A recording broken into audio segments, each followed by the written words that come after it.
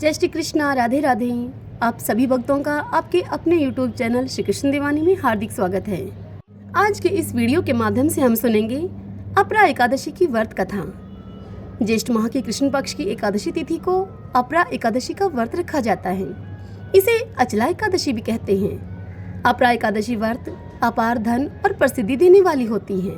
इस दिन देवी लक्ष्मी के साथ भगवान विष्णु के त्रिविक्रम स्वरूप की पूजा की जाती है। तदंतर अपरा एकादशी व्रत कथा का पाठ करते हैं या फिर अथवा सुना जाता है। इस व्रत कथा को सुनने या पढ़ने मात्र से ही पापों का नाश होता है। तो आइए अब अपरा एकादशी व्रत के पूजा मुहूर्त एवं पारण समय के बारे में जानते हैं। ज्येष्ठ के महीने की पहली अपरा एकादशी 2 जून 2024 को है। ये व्रत अपार धन प्राप्ति का वरदान देता है। वहीं ज्येष्ठ मास की दूसरी निर्जला एकादशी 18 जून 2024 को है। इस दिन निर्जल व्रत किया जाता है। ज्येष्ठ की भीषण गर्मी के बीच एकादशी व्रत करना हजारों गायों के दान के बराबर फल प्रदान करता है। 24 मई से ज्येष्ठ महीने की शुरुआत हो चुकी है। ज्येष्ठ माह की एकादशी तिथि की शुरुआत 2 जून 2024 सुबह 5:04 पर शुरू होगी और इस तिथि का समापन होगा अगले दिन यानी कि 3 जून 2024 मध्य रात्रि 2:41 पर। यह एकादशी की तिथि समाप्त हो जाएगी। पंचांग को देखते हुए इस साल अपरा एकादशी का यह व्रत 2 जून 2024 रविवार के दिन मनाया जाएगा। अपरा एकादशी का महत्व तीनों पुष्करों में स्नान करने से या फिर कार्तिक माह में स्नान करने से अथवा गंगा जी के तट पर पितरों को पिंडदान करने से जो फल प्राप्त होता है वही फल इस अपरा एकादशी का व्रत करने मात्र से प्राप्त होता है। इस व्रत के प्रभाव से सभी कार्य सिद्ध हो जाते हैं, दरिद्रता दूर होती है, धन ऐश्वर्य कीर्ति मिलती है। इसे अचला एकादशी भी कहा जाता है। तो आइए अब हम अपरा या फिर अचला कहें इस एकादशी की व्रत कथा का श्रवण करते हैं। सर्वप्रथम भगवान का स्मरण करते हुए आप सभी मेरे साथ बोलिए, मंगलम भगवान विष्णु मंगलम गरुड़ध्वज मंगलम कुंडरीकाक्षाय मंगलाय तनोहरि। ओम नमो भगवते वासुदेवाय। ओम त्रिविक्रमाय नमो नमः। धर्म नंदन बोले श्री कृष्ण भगवान से कि हे यदुनाथ, आपने मुझे मोहिनी एकादशी का महात्म्य बतलाया। मैं अति प्रसन्न हूँ। अब आप मुझे ज्येष्ठ माह के कृष्ण पक्ष की एकादशी का नाम और उसको संपन्न करने की रीति विस्तार पूर्वक बतलाइए। तब यदुनाथ ने कहा, हे धर्म नंदन, ज्येष्ठ माह की इस एकादशी को अपरा एकादशी कहते हैं। इस एकादशी के पुण्य प्रभाव से विशाल धन मिलता है। वह पुण्यदायिनी और पाप हरणी है।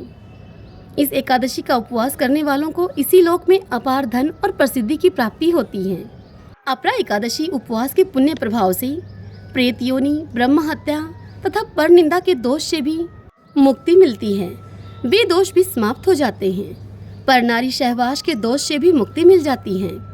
असत्य गवाही, झूठा भाषण, वेद शास्त्र का गलत पठन, मिथ्या शास्त्र बनाना या फिर गलत ज्योतिष लगाने से होने वाले पाप भी इस एकादशी व्रत को करने से समाप्त हो जाते हैं। युद्ध क्षेत्र से भागे हुए क्षत्रिय भी इस एकादशी के पुण्य प्रभाव से नरक पाने के स्थान पर स्वर्गलोक को जाते हैं। गुरु से विद्या ग्रहण करके भी उसकी निंदा करने वाले जो नरकगामी मनुष्य होते हैं वे भी इस एकादशी का उपवास करने के कारण स्वर्गलोक को प्राप्त कर लेते हैं। देश के तीनों पुष्कर तीर्थों में या फिर कार्तिक माह में गंगा स्नान करने से अथवा गंगा तट पर पितरों हेतु पिंड दान करने से जो पुण्य मिलता है वही पुण्य फल अपरा एकादशी उपवास के पुण्य प्रभाव से प्राप्त होता है।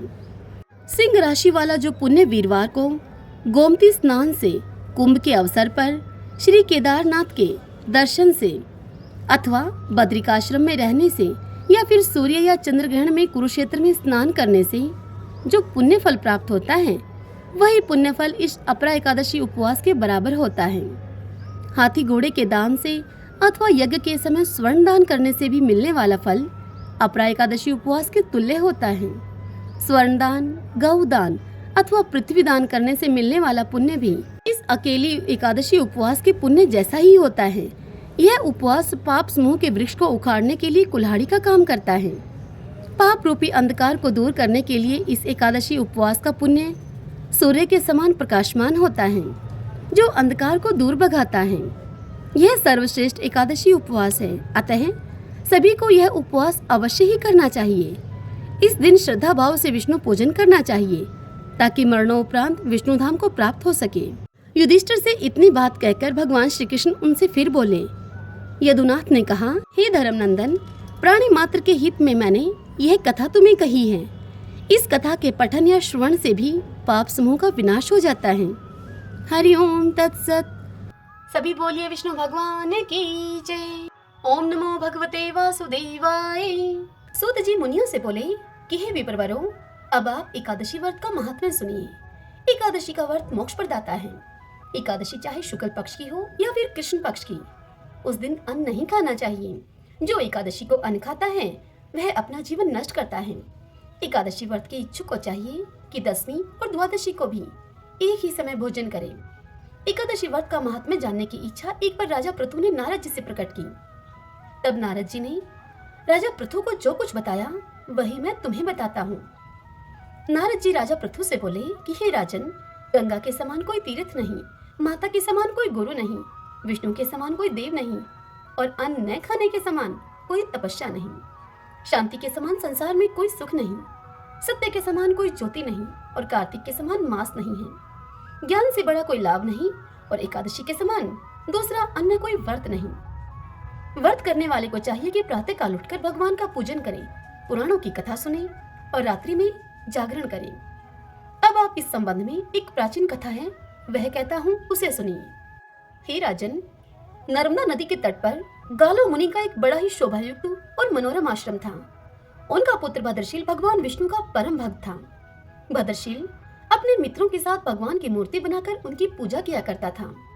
उसके मित्र भी भगवान की पूजा करते थे। तत्पश्चात वह उन्हें उपदेश देता था कि वे एकादशी का व्रत भी करें। अपने पुत्र के उस चरित्र को देखकर एक बार गालो मुनि ने उससे स्नेहपूर्वक पूछा कि हे पुत्र, तुम हर समय भगवान विष्णु की पूजा अर्चना में लगे रहते हो तथा दूसरों को भी इसके लिए तुम प्रेरित करते हो। यह उपदेश तुम्हें किसने दिया?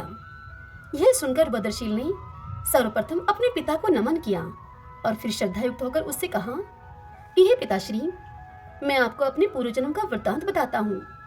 मैं पूर्व जन्म में चंद्रवंश में धर्मकीर्ति नामक एक राजा था। मैंने दत्तात्रेय जी से शिक्षा ली थी। उस जन्म में मैंने 1000 वर्षों तक शासन किया, किंतु जीवन के उत्तरार्ध में दुर्भाग्यवश मैं बुरी संगत में पड़ गया। वेद मार्ग को छोड़कर मैं पाखंड के मार्ग पर चल पड़ा। जब मेरा आचरण बिगड़ा तो मेरे प्रजा का आचरण बिगड़ते भी देर न लगी। एक दिन की बात है, मैं शिकार खेलने के लिए वन में चला गया। उस दिन मैं भूखा प्यासा ही रहा। घूमते घूमते मैं नर्मदा नदी के तट पर आ पहुंचा। संयोगवश उस दिन एकादशी की तिथि थी। वहां अनेक वैष्णव भक्त भगवान का कीर्तन कर रहे थे। मैं भूखा प्यासा वहीं पर पड़ा रहा और रात्रि भर उनका कीर्तन सुनता रहा, क्योंकि भूख के कारण मुझे नींद तो आ न रही थी। इधर प्रातः होने पर उनका कीर्तन समाप्त हुआ और उधर मेरे प्राण निकल गए। यमदूत मुझे लेकर अब चित्रगुप्त जी के पास जा पहुंचे। चित्रगुप्त ने कहा कि मैंने बहुत सारे पाप किए हैं, किंतु एकादशी के व्रत के बाद चूंकि मेरे प्राण निकले हैं, इस कारण से मैं सभी पापों से मुक्त हो गया हूँ। यह सुनते ही स्वयं यमराज ने मुझे प्रणाम किया और फिर अपने दूतों को बताया कि एकादशी का व्रत करते हुए जिसके भी प्राण निकले हों, वह मनुष्य स्वर्ग का अधिकारी होता है। जो कोई अनजाने में भी एकादशी का व्रत करता है, उसके सभी पाप नष्ट हो जाते हैं। इसके बाद हे पिताश्री, मुझे एक सुंदर विमान में बैठाकर स्वर्ग भेज दिया गया। उसके बाद हजारों वर्षों तक इंद्रलोक और विष्णुलोक में निवास करने के बाद अब मैंने आपके यहाँ जन्म लिया है। नारद जी इतनी कथा सुनाकर राजा पृथु से कहते हैं कि हे राजन, एकादशी व्रत की महिमा तो अपार है। जो भी श्रद्धा भक्ति से इस कथा को पढ़ता है अथवा सुनता है, उसके समस्त पाप नष्ट हो जाते हैं और सब सुख भोग कर वह अंत काल में वैकुंठ का अधिकारी होता है। श्रीमन नारायण नारायण नारायण, श्रीमन नारायण नारायण नारायण। प्राचीन काल में एक लड़की का जन्म राक्षस कुल में हुआ, जिसका नाम वृंदा था। दैत्यराज कालनेमी जैसे राक्षस परिवार में पैदा होने के बाद भी वृंदा भगवान विष्णु की पूजा किया करती थी। जब वृंदा बड़ी हुई तो उसकी शादी जालंधर नामक दैत्य से हो गई। जालंधर काफी शक्तिशाली राक्षस था, जिसका जन्म भगवान शिव के तेज के कारण समुद्र से हुआ था। बलवान होने के कारण जालंधर को दैत्यों का राजा बनाया गया। वृंदा से शादी करने के बाद जालंधर की शक्ति और पराक्रम बढ़ता ही गया। उसे किसी भी तरह से हराना मुश्किल था। जालंधर के बढ़ते अहंकार और आतंक से सभी देवता परेशान थे। जालंधर की बढ़ती हुई ताकत के पीछे उसकी पत्नी वृंदा की विष्णु भक्ति और सतीत्व था। होते होते जालंधर अपनी शक्ति और अहंकार में चूर होकर स्वर्ग की देवियों पर काबू पाने की कोशिश करने लगा। अब इसी दौरान एक बार उसने माता लक्ष्मी को पाने का प्रयास किया, परंतु समुद्र से जन्म लेने के कारण माता लक्ष्मी ने उसे अपना भाई बना लिया। फिर उसकी नजर माता पार्वती पर गई और उन्हें पाने के लिए जालंधर ने मायाजाल रचा। अपने मायाजाल से जालंधर ने शिव का रूप धारण किया और माता पार्वती के करीब जाने की कोशिश करने लगा। उसी वक्त माँ पार्वती ने उसे पहचान लिया और जब तक जालंधर कुछ समझ पाता वो अदृश्य हो गई। जालंधर के इस दुर्व्यवहार से पार्वती जी को काफी गुस्सा आया और इस पूरी घटना के बारे में उन्होंने भगवान विष्णु को बताया। इधर जालंधर भगवान शिव से पार्वती जी को पाने के लिए कैलाश पर्वत पर युद्ध कर रहा था। तभी भगवान विष्णु ने जालंधर को सबक सिखाने की ठानी। सभी को पता था कि जालंधर अपनी पत्नी के पूजा पाठ और सतीत्व की वजह से ही आज ये हुआ है। ऐसे में भगवान विष्णु ने जालंधर को हराने के लिए उसकी पत्नी का पतिव्रत धर्म भंग करने के लिए मायावी चाल चली। भगवान विष्णु एक साधु का रूप धारण करके वृंदा से वन में मिलने के लिए गए। उनके साथ दो मायावी राक्षस भी थे जिन्हें देखते ही वृंदा डर गई। तभी भगवान विष्णु ने उन दोनों राक्षसों का वृंदा के सामने ही वध कर दिया। वृंदा यह देखकर समझ गई कि ये कोई आम व्यक्ति नहीं है। उसी पल वृंदा ने साधु से अपने पति के बारे में पूछा। साधु बने हुए भगवान विष्णु ने अपनी माया शक्ति से दो बंदर प्रकट किए। दोनों बंदरों के हाथ में जालंधर का सिर और धड़ था। यह देखते ही वृंदा बेहोश हो गई। कुछ समय के बाद होश में आने पर वो साधु से अपने पति को दोबारा जिंदा करने की प्रार्थना करने लगी।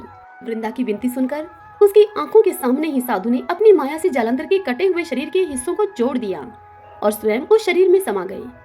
वृंदा को जरा सा भी अंदाजा नहीं था कि उसके साथ ऐसा छल किया गया है। जालंधर का रूप धारण किए हुए विष्णु जी को वृंदा अपना पति समझकर रहने लगी। वृंदा के ऐसा करने से उसका सतीत्व भंग हो गया, जिसके बाद जालंधर कैलाश पर्वत में युद्ध हार गया। जब वृंदा को यह सच पता चला तो उसने गुस्से में विष्णु भगवान को पत्थर बनने का श्राप दे दिया। इस घटना के बाद वृंदा स्वयं सती हो गई। जिस स्थान पर वह भस्म हुई वहां तुलसी का पौधा प्रकट हुआ। विष्णु भगवान वृंदा के पति भक्ति से प्रसन्न हुए और उन्होंने कहा कि हे वृंदा, तुम्हारी पति भक्ति देखने के बाद मुझे तुम प्रिय लगने लगी हो। अब सदैव तुम मेरे साथ तुलसी के रूप में रहोगी। तुम्हारे तुलसी रूप का जो भी व्यक्ति मेरे शालिग्राम के साथ विवाह कराएगा उसे 1000 गुना यश और पुण्य प्राप्त होगा। जिस भी मनुष्य के घर में तुलसी का वास होगा उस घर में कभी भी असमय यमदूत नहीं आएंगे। आगे भगवान ने कहा कि तुलसी के पौधे की पूजा करने वालों को गंगा और नर्मदा में स्नान करने के बराबर पुण्य प्राप्त होगा। संसार में चाहे कोई भी मनुष्य कितना भी दुष्ट क्यों न हो, कितने भी पाप क्यों न किए हों, मृत्यु के दौरान उसके मुख में तुलसी और गंगाजल अवश्य दिया जाएगा। इससे वह अपने पापों से मुक्त होकर वैकुंठ धाम को जाएगा। इसके अलावा जो व्यक्ति तुलसी और आंवले के पेड़ की छाया में पितरों का श्राद्ध करेगा उसके पितरों को मोक्ष मिलेगा। अभी बोलिए गौ माता की जय। महाराज दिलीप और देवराज इंद्र में गहरी मित्रता थी। देवराज इंद्र के बुलाने पर एक बार राजा दिलीप स्वर्ग गए। देव असुर संग्राम में देवराज ने महाराज दिलीप से सहायता मांगी। राजा दिलीप ने सहायता करने के लिए हामी भर दी और देवासुर युद्ध हुआ। युद्ध समाप्त होने पर स्वर्ग से लौटते समय मार्ग में कामधेनु मिली। तब राजा दिलीप ने पृथ्वी पर आने की आतुरता के कारण कामधेनु को देखा नहीं। कामधेनु को उन्होंने प्रणाम नहीं किया, न ही उनकी प्रदक्षिणा की। इस अपमान से रुष्ट होकर कामधेनु गाय ने राजा दिलीप को यह श्राप दे दिया कि मेरी संतान नंदिनी गाय यदि तुझ पर कृपा न करे तो फिर पुत्रहीन ही रहेगा। राजा को इस विषय में कुछ भी नहीं पता था, जिसके कारण राजा के कोई पुत्र नहीं हुआ और वे पुत्र न होने के कारण से स्वयं तथा महारानी और प्रजा के सभी लोग चिंतित रहने लगे और बड़े ही दुखी रहा करते थे। पुत्र प्राप्ति की इच्छा से महाराज दिलीप रानी के साथ कुलगुरु महर्षि वशिष्ठ के आश्रम पर पहुंचे। महर्षि सब कुछ समझ गए। महर्षि ने राजा से कहा कि यह गौ माता के अपमान के पाप का फल है। सुरभि गौ की पुत्री नंदिनी गाय हमारे आश्रम पर विराजती है। महर्षि ने राजा को यह आदेश दिया कि कुछ काल के लिए आश्रम पर रुककर मेरी कामधेनु नंदिनी गाय की तुम सेवा करो। यह सुनकर महाराज दिलीप ने गुरु की आज्ञा को स्वीकार कर लिया। महारानी सुदीक्षणा अब प्रातःकाल उस गौ माता की भली भांति पूजा करती थी। आरती उतारकर नंदिनी को पति के संरक्षण में वन में चरने के लिए विदा करती। राजा दिलीप दिन भर छाया की भांति उस नंदिनी गाय का अनुगमन करते, उसके पीछे पीछे रहते, उसके ठहरने पर ठहरते, उसके चलने पर चलते, उसके बैठने पर राजा भी बैठ जाते और उसके जल पीने पर राजा भी जल पीते। संध्या काल का समय होता, जब सम्राट के आगे आगे सद पर सुता बाल वत्सा नंदिनी आश्रम को लौटती तो महारानी देवी सुदर्शना हाथ में अक्षत का पात्र लेकर उसकी प्रदक्षिणा करके उसको प्रणाम करती और अक्षत आदि से पुत्र प्राप्ति रूप अभीष्ट सिद्धि देने वाली उस नंदिनी का विधिवत पूजन करती। अपने बछड़े को यथेच पयपान कराने के बाद धो ली जाने वाली नंदिनी की रात्रि में दंपति पुनः परिचर्या करते, अपने हाथों से कोमल हरित शष्प कवल खिलाकर यानी कि हरी घास खिलाकर उसको तृप्त करते और नंदिनी गाय के विश्राम करने पर वह स्वयं भी विश्राम करते, शयन के लिए जाते। इस तरह उसकी परिचर्या करते करते अब 21 दिन बीत गए। तब एक दिन की बात है, राजा दिलीप वन में नंदिनी का अनुराग करते हुए महाराज दिलीप की दृष्टि क्षण भर के लिए अरण्य की प्राकृतिक सुंदरता में अटक गई कि तभी उन्हें नंदिनी का आर्तनाद सुनाई दिया। वह नंदिनी गाय एक भयानक सिंह के पंजों में फंसकर चटपटा रही थी। उन्होंने आक्रामक सिंह को मारने के लिए अपने तरकश से तीर निकालना चाहा, किंतु उनका हाथ जड़वत निश्चेष्ट होकर वहीं पर अटक गया। वे चित्र लिखे से वहां पर खड़े रह गए और भीतर ही भीतर वह चटपटाने लगे। तभी मनुष्य की वाणी में सिंह बोल उठा कि हे राजन दिलीप, तुम्हारे शस्त्र संधान का श्रम उसी तरह से व्यर्थ है जैसे कि वृक्षों को उखाड़ देने वाला प्रभंजन पर्वत से टकराकर व्यर्थ हो जाता है। राजन, मैं भगवान शिव के गण निकुंभ का मित्र कुंभोदर हूँ। मुझे भगवान शिव ने सिंहवृत्ति देकर हाथी आदि से इस वन के देवदारुओं की रक्षा का भार सौंपा है। इस समय जो भी जीव सर्वप्रथम मेरी दृष्टि के पथ पे आ जाता है वह मेरा भक्ष्य बन जाता है। इस गाय ने इस संरक्षित वन में प्रवेश करने की अनाधिकार चेष्टा की है और मेरे भोजन की वेला में यह मेरे सम्मुख आई है, अतः मैं इसे खाकर अपनी क्षुधा शांत करूंगा। तुम लज्जा और गलानी को छोड़कर वापस लौट जाओ। किंतु राजा दिलीप कैसे लौट जाएं? पर दुख कातर दिलीप भय और व्यथा से चटपटाती हुई, नेत्रों से अविरल आंसू बहाती हुई नंदिनी को देखकर और उस संध्या काल में अपनी मां की उत्कंठा से प्रतीक्षा करने वाले उसके दूध मुहे बछड़े का स्मरण करके करुणा विगलित हो गई। नंदिनी का मातृत्व उन्हें अपने जीवन में कहीं अधिक मूल्यवान जान पड़ा और उन्होंने सिंह से प्रार्थना की कि वह उनके शरीर को खाकर अपनी भूख को मिटा ले और बाल वत्सा नंदिनी को छोड़ दे।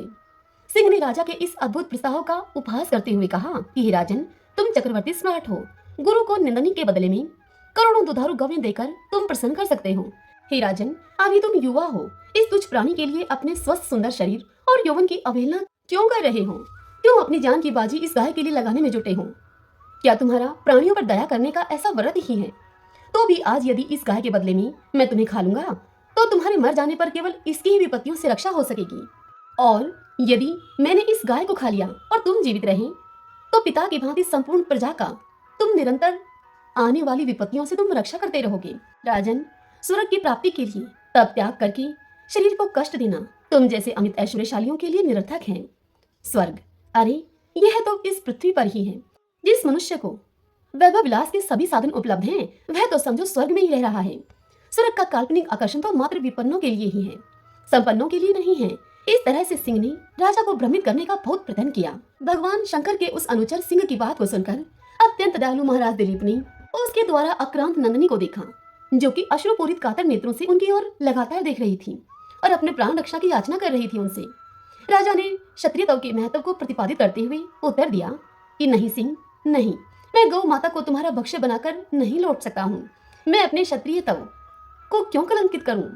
क्षत्रिय संसार में इसीलिए प्रसिद्ध हैं कि वे विपत्ति से औरों की रक्षा करते हैं। राज्य का भोग भी उनका लक्ष्य नहीं है। उनका लक्ष्य तो यह है कि वह लोक रक्षा से कीर्ति अर्जित करें।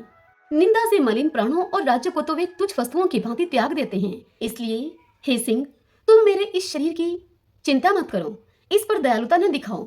मेरे भौतिक शरीर को खाकर तुम उसकी रक्षा करो, क्योंकि यह शरीर तो नश्वर है, मरना धर्मा है। इसलिए इस पर हम जैसे विचारशील पुरुषों की ममता नहीं होती।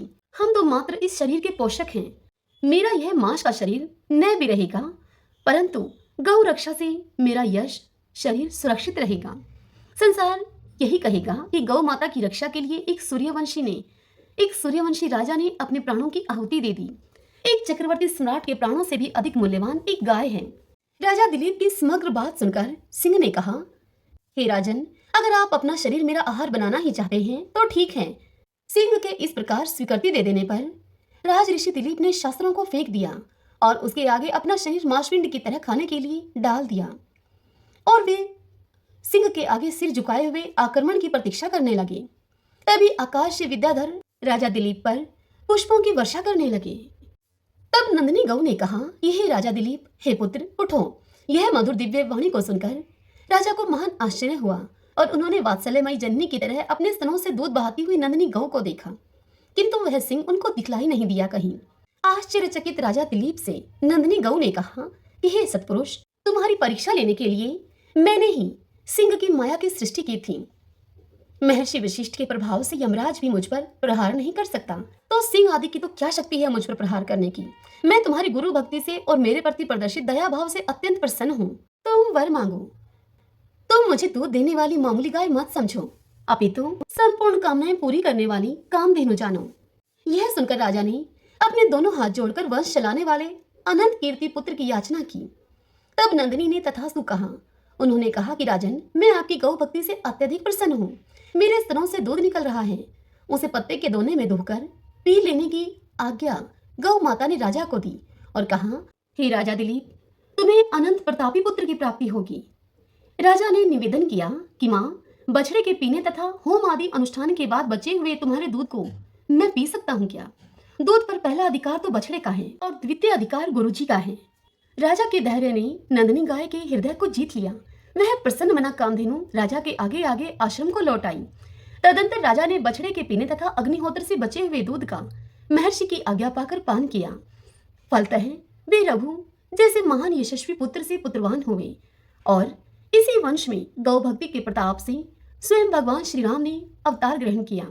सभी बोलिए गाय माता की जय। जय सिया राम। श्रीमन नारायण नारायण हरि हरि, भजमन नारायण नारायण हरि हरि। अब हम श्री विष्णु सहस्रनाम स्तोत्र का पाठ करेंगे।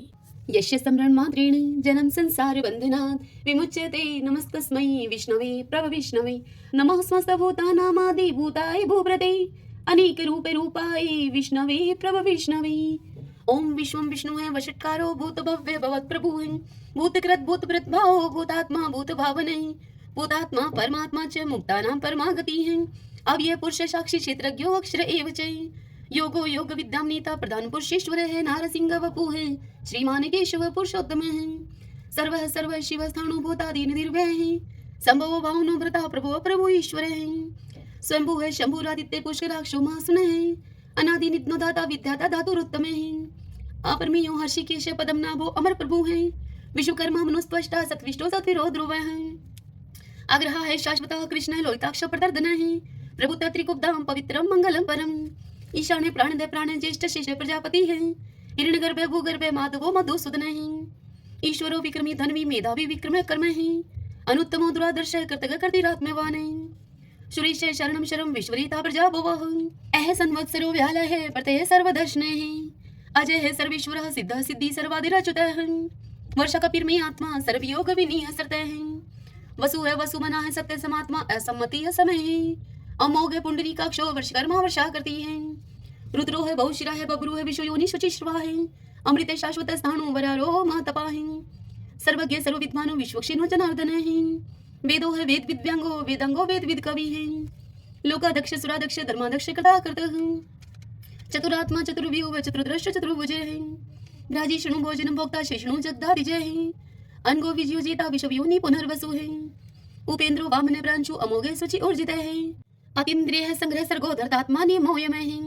वेदोह वैदय सदा योगी वीरः माधवो मधु है, अतीन्द्रियो महामायो महोत्साहो महाबल है।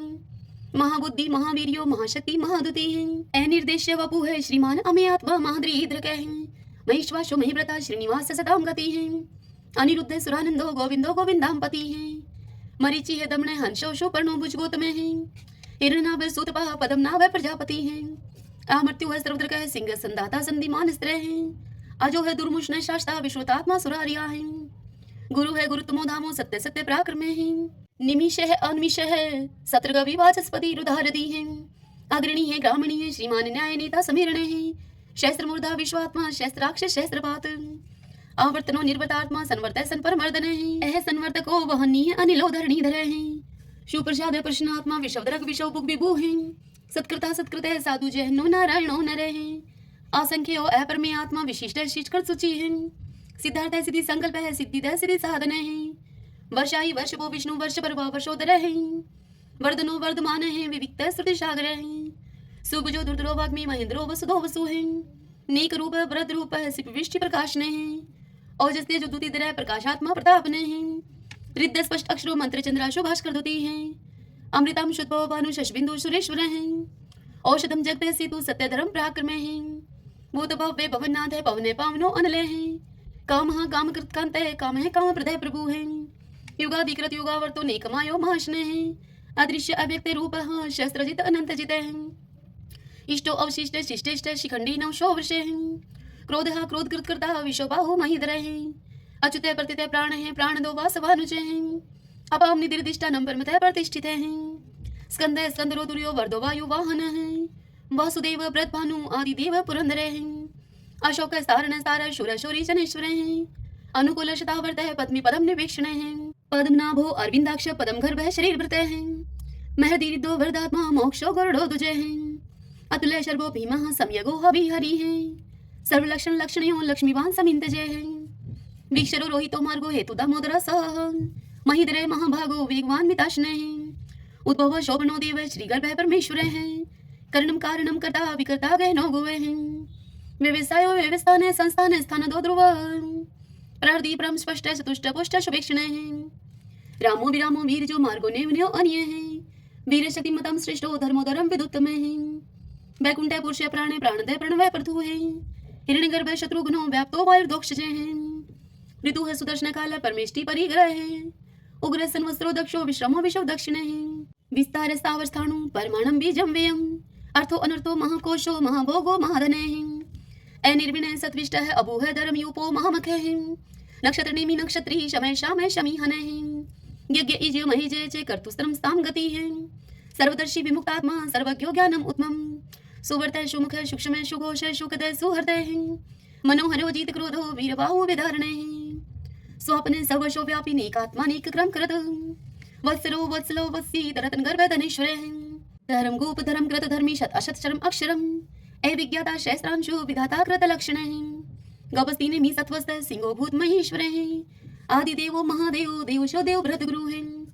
उत्तर गोपतिर गुप्ता ज्ञान गम्य पुरातन है। शरीर भूत भ्रत भुक्ता कपिंद्रो पुरी दक्षिण है। सोमपो अमृतप है सोम है पुरुषित पुरुषोत्तम है। विनियोजय सत्य संदो दशहरे सत्वतम पति है। जीवो है विनिता साक्षी मुकुंदो अमित विक्रम है। अंबो निदिर्णंतात्मा मोदधिशयो अनंत के हैं। अजय है माहर है स्वभाव जीता मित्र प्रमोदन है। आनंदो नंदनो नंद सत्य धर्मा त्रिविक्रम है। महर्षि कपिलाचार्य कर्तघ मेदनी पति है। त्रिपद त्रिदशा अध्यक्षो मास्त्रं कृतांत करते हैं। महावराहो गोविंद सुषेण कनकांगदी। गुह गभीरो गहनो गुप्त चक्र गदाधर हैं। वेदा स्वंगो अजित है कृष्णो दृढ़ संकर्षण अच्युत हैं। वर्णो वारणो वृक्ष पुष्कराक्षो महामना है। भगवान भगानंदी वनमाली हलायुदय है। आदित्यो ज्योतिरादित्य शैष्णु गति समः। शुधन्वा खंड परशु है दारुणो द्रविण प्रदय है। द्विस्वर्ग सरदृग व्यासो वाचस्पति योनिजय है। त्रिशाम श्याम गय श्याम निर्वाणम भेषजम विष्क है। संन्यास कृष्ण शांत निष्ठा शांति प्रायणम। शुभांगम शांति दस दृष्टा कुमुदय कुवलेशयः। गोहति गोपति गुप्ता वृषभाक्षो वर्ष प्रिय हैं। निवर्ति निर्वर्तात्मा संक्षिप्ता श्रीमकर शिव हैं। श्रीवत्स्वक्षा श्रीवास है श्रीपति है श्रीमतांबर हैं। श्रीधर है श्रीश है श्रीनिवास है श्रीनिधि है श्री विभावन हैं। श्रीधर श्रीकर श्रेय श्रीमान लोकत्रयाश्रय हैं। स्वक्ष स्वंग आनंदो नंदिर ज्योतिर्गणेश्वर हैं। विजितात्मा विधेयात्मा सत्कीर्ति छिन्न संशय हैं। उदीर्ण सर्वत चक्षु अनिश शाश्वत अस्त्र हैं। भूषयो भूषणो भूत विशोक शोक नाशन हैं। अर्चिस्मान अर्चित कुंभ है विशुद्धात्मा विशोधन है। अनिरुद्धो अप्रतिरथ है प्रद्युम्नो अमित विक्रम है।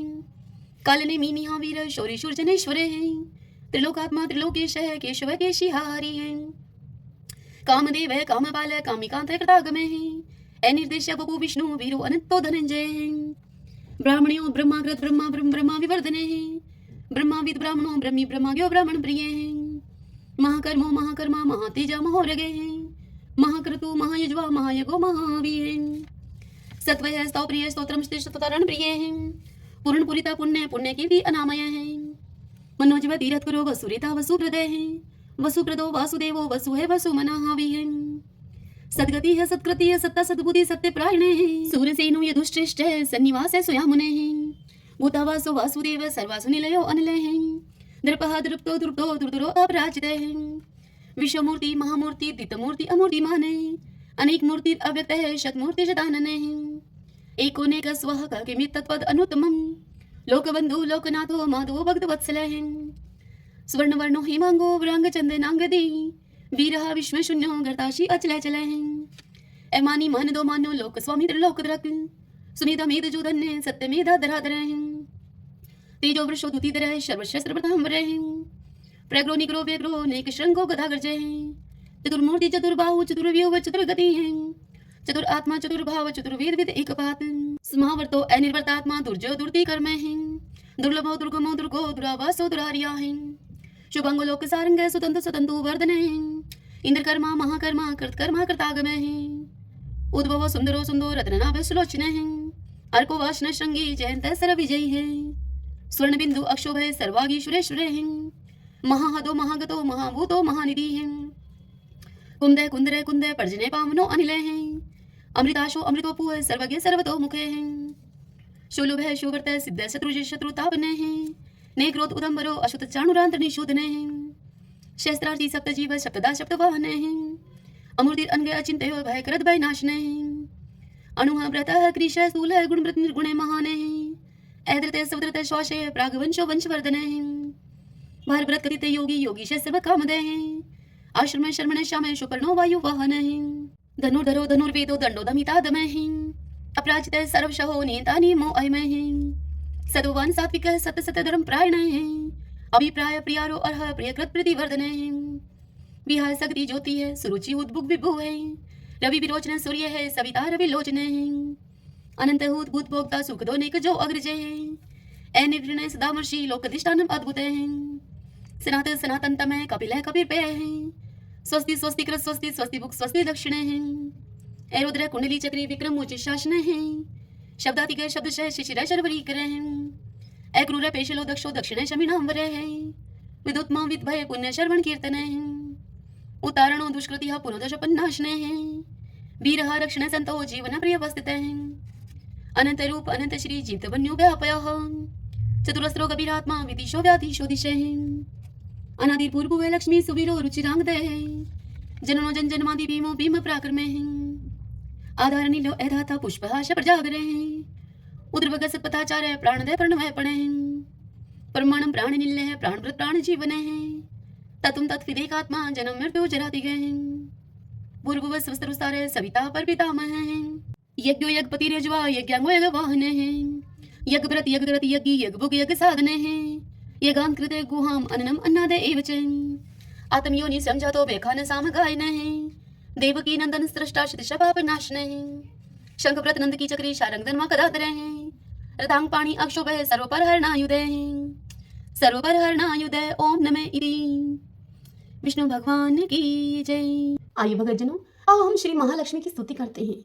महादेवी महालक्ष्मी नमस्ते तुम विष्णु प्रिय शक्तिदायी महालक्ष्मी नमस्ते दुख भंजनी श्रेय प्राप्ति निमित्ताय महालक्ष्मी नमामहं पतितो दधारिणी देवी नमामहं पुनः पुनः वेदां स्वां संस्कृतिवन्ति हि शस्त्राणि च मुहुर्मुहुः देवं स्वां प्रणमन्ते हि लक्ष्मी देवी नमस्तुते नमस्ते महालक्ष्मी नमस्ते भवभञ्जनी मुक्ति मुक्ति न लभ्यते महादेवी तु कृपा विना सुख सौभाग्यं न प्राप्नोति पत्र लक्ष्मी न विद्यते न तत्फलं समाप्नोति महालक्ष्मी नमामहं देहि सौभाग्यम् आरोग्यं देहि मे परमं सुखं नमस्ते आदिशक्ति त्वं नमस्ते भीडभञ्जनी विदेहि देवी कल्याणं विदेहि परमां श्रियं विद्यावन्तं यशवन्तं लक्ष्मवन्तं जनं कुरु अचिन्त्य रूपचरिते सर्वशत्रु विनाशिनी नमस्ते तु महामाया सर्वसुखप्रदायिनी नमामयं महालक्ष्मी नमामयं सुरेश्वरी नमामयं जगधात्री नमामयं परमेश्वरी। लक्ष्मी माता की जय। ओम भगवती लक्ष्मी नमो नमः। अब हम 11 माता की आरती करते हैं। ओम जय एकादशी माता मैया जय एकादशी माता विष्णु पूजा व्रत को धारण कर शक्ति मुक्ति पाता। ओम जय एकादशी माता तेरे नाम गिनाऊं देवी भक्ति प्रदान करनी घन गौरव की देनी माता शास्त्रों में भरनी। ओम जय एकादशी माता मार्ग शीर्ष के कृष्ण पक्ष की विश्वतारिणी जनमी मैया विश्वतारिणी जनमी शुक्ल पक्ष में हुई मोक्षदा मुक्तिदाता बनी आई। ओम जय एकादशी माता पौष के कृष्ण पक्ष की सफला नामक है शुक्ल पक्ष में हुई पुत्रदा आनंद अधिक रहे। ओम जय एकादशी माता नाम षष्ठीला माघ मास में कृष्ण पक्ष आवे, शुक्ल पक्ष में जया गावे, विजय सदा पावे, ओम जय एकादशी माता। विजया फागुन कृष्ण पक्ष में, शुक्ला आमल की, पाप मोचनी कृष्ण पक्ष में, चैत्र महाबल की, ओम जय एकादशी माता। चैत्र शुक्ल में नाम है कामदं, धन देने वाली, नाम भरुतनी कृष्ण पक्ष में, वैशाख महावाली, ओम जय एकादशी माता। शुक्ल पक्ष में होए मोहिनी, अपराजेष्ठ कृष्ण पक्षी, नाम निर्जला सब सुख करनी, शुक्ल पक्ष रखी, ओम जय एकादशी माता। योगिनी नाम आषाढ़ में जानो, कृष्ण पक्ष करनी, देवशनि नाम कहायो मैया, शुक्ल पक्ष धरणी, ओम जय एकादशी माता। कामिका श्रावण मास में आवे, कृष्ण पक्ष कहिए, श्रावण शुक्ला होए पवित्र, आनंद से रहिए, ओम जय एकादशी माता।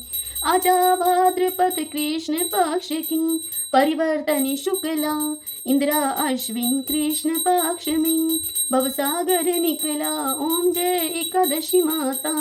पापान कुशाय शुक्ल पक्ष में, आप हरनिहारी, रमा मास कार्तिक में आवे, सुखदायक भारी, ओम जय एकादशी माता। देव उठनी शुक्ल पक्ष की, दुख नाशक मैया, पावन मास में करूं मैं विनती, पार करो नैया, ओम जय एकादशी माता। परमा कृष्ण पक्ष में होती, जन मंगल करनी, शुक्ल मास में होए पद्मनी, दुख दारिद्र्य हरणी, ओम जय एकादशी माता।